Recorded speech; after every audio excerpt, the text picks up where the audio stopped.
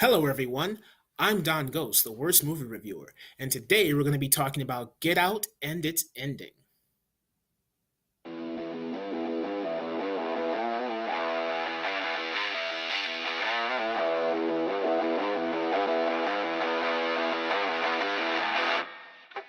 First off, I want to start by saying this movie is a great movie. If you haven't seen Get Out, I highly recommend it. It's almost flawless. It's almost flawless until that ending that I'm going to get to. But the acting in this movie is great from everybody. The comedic timing in here is great. Jordan Peele definitely perfectly ironed out the comedy with the tension. It's cohesive. It flows together so perfectly. It's great. The music in this movie is great. Cinematography is great. Directing is great. Everything in this movie is absolutely flawless. I thought this movie, the first time I saw it and the second time I saw it, I thought this movie was an absolute masterpiece until the ending, which I'll get to. But first, I just want to throw some stuff out there that I just want to nitpick for a little bit. Um, there's this scene in the movie where you have this reveal, the Rose reveal, is what I'm going to call it. When you learn that, oh, she's probably setting Chris up. Chris is in a hurry to leave the house. Now he's not like panicking, like I need to pack my bag and get out of here. But he's like, I need to leave this house. He's even like, yo, Rose, tell your parents something, lie, you just need to leave. Tell them I need to feed my dog or my dog's sick or something. And so she's like, okay, I need to find the keys. So she's looking for the keys, and then Chris is packing his bag, and he looks to his left, and he sees a closet door open.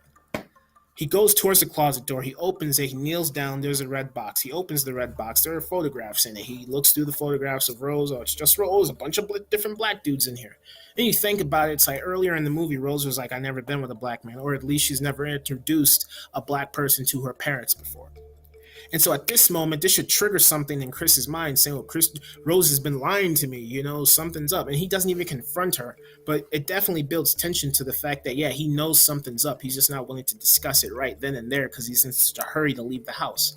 But then if he's in such a hurry to leave the house, how does he have time to look in a mysterious closet? He doesn't know anything's in there.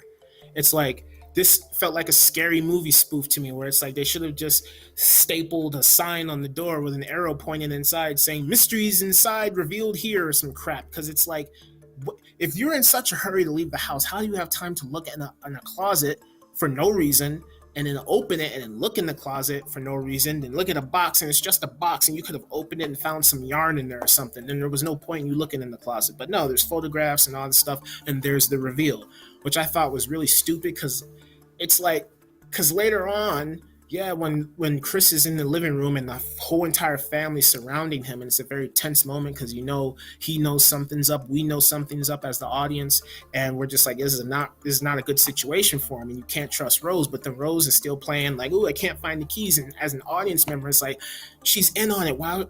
And the only reason she's still playing it off is because she doesn't know that Chris looked in her closet. But Chris looked in her closet.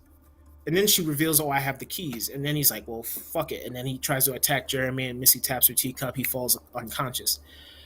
Then later on in the movie, you see another scene of those same photographs on Missy's wall, where there's this nice, beautiful shot where it's like she's on her computer, she's eating her cereal, you pan out, and then there's all these frames of all her ex-boyfriends on her wall. That's all you needed. You did not need that stupid closet scene. Because it's like, to me, it's like, yeah, it did add a small amount of tension later on, but it's still kind of useless because to me, you could have done it one or two ways. To me, the first way you could have done it is another cliche way, but I would have thought it would have been a lot more realistic, where it's like, he's packing his bag, he knocks over the box on the table or something because it's lying down, he knocks it over, photographs fall on the floor, he looks down, he sees the photographs, and he's like, oh yeah, Rose and stuff. But then he should have confronted her and been like, hey, yo, what's up? You said you never dated, what's going on, even because you can't say, oh yeah, well, he didn't confront her because he was in a hurry to leave the house and he didn't want to make a commotion. He's not in a hurry to leave the house because he just had time to look in the closet, and I guess he doesn't want to make a commotion because he's just like, oh well, we need to get out of here. And you can tell he doesn't trust her. That's why he's like, let's do this on the move.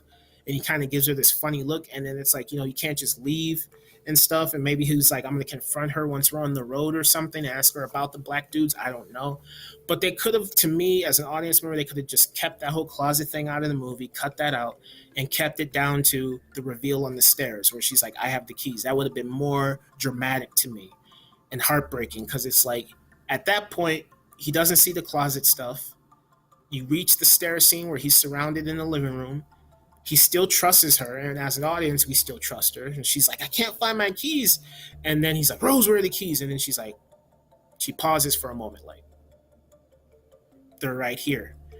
And then he could have dropped his bags and then been like, oh, you, some cheesy, I don't know, some shit like, oh, you broke my heart or something. It could have had some little dialogue back and forth, him being sad and her being like, well, this is why I did it, you know.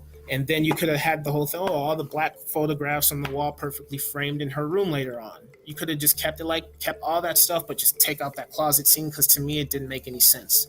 It makes sense in a certain kind of way, but it doesn't. But anyways, you fast forward, and there's another thing that I didn't like with the whole setup with his mother. There's this whole setup with his mom where it's like, oh yeah, she was hit by a car one time and he didn't do anything about it. And I thought that whole thing was stupid, because it's like, it didn't do anything for this movie. I feel like the only reason that that whole thing was mentioned is for the setup at the end where he runs over Georgina. And he's like thinking, oh, I should go back for her because, oh, I'm remembering the crap with my mother. And then it's the whole setup of like, yeah, he can't leave the house because he ran her over. And so he's remembering his mother. And he has to put her back in the car, even though he tells himself I shouldn't do it. But my mom, and so I put her back in the car. And I crash into the tree because apparently, yeah, she's possessed, man. Which is stupid. That whole mother thing was dumb and it didn't do anything for this movie except set that scene up, in my opinion. But you fast forward to the point of this video, which is the ending, which I thought was dumb, ruined this movie completely, but it's still a good movie. It's like, okay, you have Walter who shoots Rose in the stomach. Now, this is a funny thing I noticed the second time. Every time a person rises from the sunken place, it gets their flash taken, gets the photograph taken with the flash, their nose bleeds. And at the end, when Chris photographs Walter, the groundskeeper, and his nose is bleeding, but Rose doesn't see it. I thought that was funny. It's like she must have thought when he tackled Chris, he must have damaged his nose or something, because his nose is bleeding clear as day, right in front of her face. The second time you see it, his nose is bleeding. He's like, let me do it. And then she hands him the gun. And I'm like, his nose is bleeding. You don't see that? And then he shoots her. And then he shoots himself.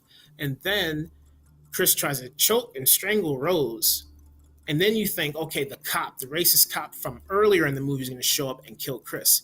Because, you know, that's just what the typical thing is. You see a black dude choke on a white woman, you're going to shoot the black guy. And then Rose plays it perfectly. Oh, help me and stuff. So that's what you think. But then Jordan Peele plays on the expectations. And I like the fact that he did that. I like the fact that he did that, where it's like you think one thing and the opposite happens. I thought that was fine. That was cool. But I hate that fairy tale, satisfying, happy ending. It's unrealistic. It's like he drives off into the sunset, or in this case, in the dark woods. But he drives off, and it's over. And it's like, that's it?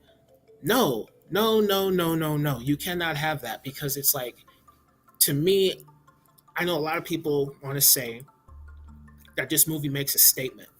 And to me, this movie makes no statement whatsoever. This movie, it's just fun, it's thrilling, it's tense, it's engaging, has great music, great directing, great performances. It's a great, almost flawless movie, and it's almost a masterpiece, in my opinion, until this ending. If you really want to make a statement, Chris should have been either killed or captured. That's how you make a statement, because and the officer should have shot him, because if you really want to make a statement, then it's like, you know, he really probably would have sparked some controversy if he would have just like, oh yeah, you know, I'm going to kill the black guy at the end of this movie by the hands of the police officer. And it's like, yeah, because a lot of black people in the United States are being killed by officers and stuff. So this movie, I mean, when I watched it again the second time, I didn't pick up on any like statement this movie was trying to make. I mean, you have that party scene where they're like, oh yeah, you know, is it better, or is it, you know, stereotyping black people, oh, black culture is popular, all this stuff. And for me, when I watch that scene, the only reason they're acting that way towards him is because they're seeing whether or not the attributes that he has is acceptable for them, because they even have the one character who used to be a good golfer, and he's like, yeah, you know, I used to have a mean swing, do you golf, and stuff like that. And the one lady who was touching his arm is just examining him, because I guess the guy in the wheelchair was going to possess him or something, and, you know, be like, or either she was a lesbian and wanted to take control of his body, I don't know. They're only examining him because they want to take control of his mind and have his body, just like with the grandfather who got beat by Jesse Owens. I mean, they say black people are more athletic, but the guy who wins the slave trade bingo thing is blind. And when Chris is like, why black people? The guy is just like, it's one guy or another. It's just, I want you because of your eye, man. Your eye for the capturing art that you have. That you capture art in such a beautiful way, and I want that. So I don't think this movie really has anything to say, in my opinion, that is extremely deep about black culture. Like, if you really, in my opinion, if you really want to watch some serious stuff that has to do with black people in America, watch the 13th documentary, watch 12 Years a Slave. Those are really actual movies that actually make statements on the black experience in the United States. Um, but this movie, I'm not trying to knock it or anything. I mean, I just don't understand when people want to talk about the whole race thing with this movie. To me, it's just, oh, the main character happens to be black. His girlfriend happens to be white. She's a part of this whole cult. I don't know, man. Maybe it's just me. I don't see any real statement this movie makes. It's just a fun, tense movie, and the ending sucks. And it's just like, he should have been dead or captured. Like, they could have ended this one or two ways. Like, you play on the audience's expectations, right? Like, oh, it's the cop. Oh, it's not the cop. It's Rod. Okay, fine.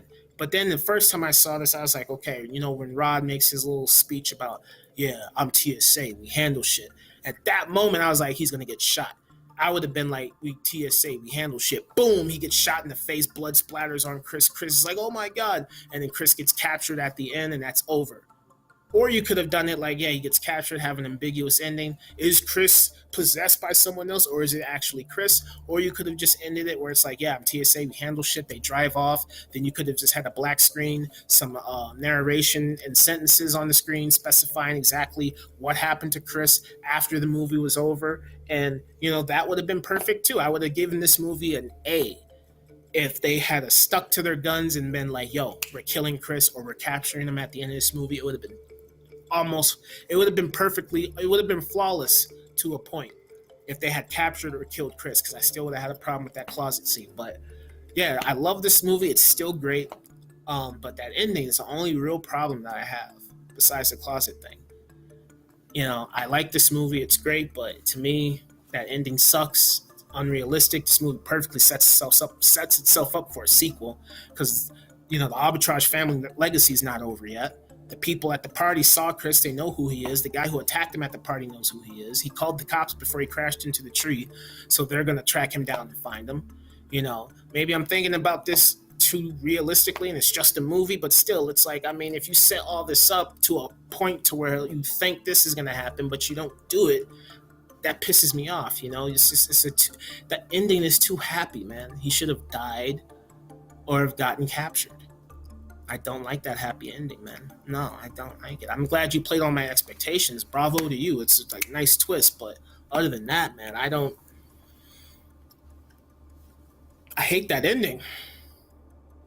Thank you for watching, and I'll see you next time.